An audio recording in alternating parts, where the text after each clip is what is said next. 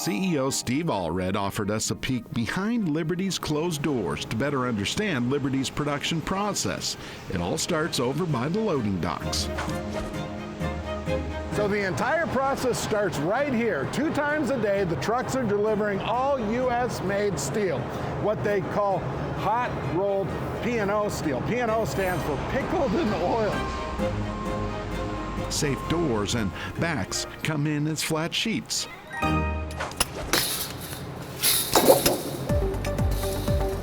Sean Wolstenhume winds steel off the roll and threads it through a decoiling machine.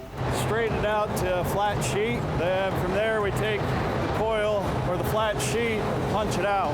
Punch station is just incredible when you think about the amount of pressure it must take to shape. Now, the flattened and prepped steel enters what engineers call roll forming. It's a little bit tricky to see what's going on in there, but essentially this machine is taking that flat steel and it's starting to shape the sides of the safe. And you can see what it looks like when it pops out on that far end. The sheet pops out ready to take shape. We'll then move over into our wing bender, which will bend the sides of the box up into the box shape. Liberty Safe's strength comes partially from a safe box made only of 2 pieces of steel. After we go through the wing bender, that's where our hand process really starts. It's really important on that process because they're tacking that back on so the robots can understand and know what to weld. Ah yes, the robot. I name it Libertron. Robots can give you a really consistent, really perfect weld. Basically 60% stronger than most safes, and you can see it on our videos. Ah yes, the videos. Liberty's version of R&D.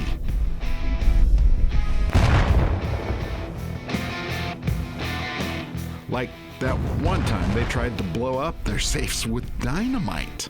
We've put dynamite inside our safes. We've dropped 1,000-pound blocks of cement onto our safes. What we're proving is that the structural integrity of a Liberty safe is much more superior than the competitors. And you guys have fun too. Not my favorite thing in the world, but I love the impact that it has to the company. But I hate destroying the products that we build. It proved that they're stronger than even what we did when we designed them. It takes just a few seconds to complete the single bead weld. When the robot's done with them, they start to look like safes, right? Now it's time to clean them up a little bit. Grinders get to work. They clean up the corner welds and any spatter. While they grind away the day, a high-powered laser cuts doors to shape. Now welders attach the safe's front door. They space it just right and lock it into place with heavy-duty welds. Any good safe deserves a wash, right? Think of this area as the biggest shower you've ever seen. Once they're ready to go, they need to be rinsed off, they get etched with a chemical, and then rinsed a couple of times. Now they're ready to earn their colors. In here, the paint room, where an eternal march of safes moves down the slowly creeping conveyor. It is such a cool process to watch. But there's more to this story than what you might see. Let me explain. Those little paint particles, they're actually electrically charged, and the safe is grounded so that when the nozzles spray, all those particles absolutely stick like a magnet. The safes now, ever so slowly, run through a 2-stage oven. The infrared sets off the gelling process, and then a convection oven's what cures it out over a 30 to 45 minute cycle. You can literally see the paint get shiny as it starts to melt and gel. Let's sneak next door while the paint takes a little time to cure. Zach Byers gets his hands on each safe. When was the last time you screwed one of these up? It happens. So, Not today. not today. Zach wipes Liberty's logo onto each safe. Liberty, not just a name, but a belief among these people. Yeah, overall, there's a lot of pride that we're made in the USA. Suppose that's why the American flag decorates the production facility. We find them all over. A simple yet profound gesture. Every single one of the safes gets one of these little boxes. This is like the recipe sheet. These are the instructions so they know exactly what's going into the individual safe. A burst, a quick draw. Ricky Sawyer, fastest glue gun in the West. You know, if I were to try that, it'd just be a hot mess, right? The more fireboard workers add, the higher the fire rating. Now safe from heat, Liberty adds another layer of protection. They're getting ready to install these locking bars into the door of the safe. Traditionally, safes were locked with round pins. But Liberty engineers discovered a better mousetrap of sorts. This is our latest and greatest. This is patent-pending military-style locking bars. And the difference between these and the round pins is obviously you can see that you have more surface coverage so that it grabs the safe and protects it against a pry attack. You can get a safe with either a mechanical lock or a push button.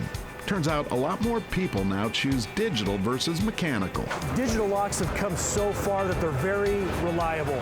In fact, we get comments from people asking, well, in the event of an EMP, is my digital lock still going to work? And they are EMP resistant. Another piece of the security puzzle goes right along the edge where the safe door meets the body. There's actually a secret to this stuff. It's called Polyusol. And if heat gets to it at 212 degrees, it expands and completely seals off the safe, keeping the smoke and the heat out. Okay, now Liberty trades steel for an iron. Actually, a steamer.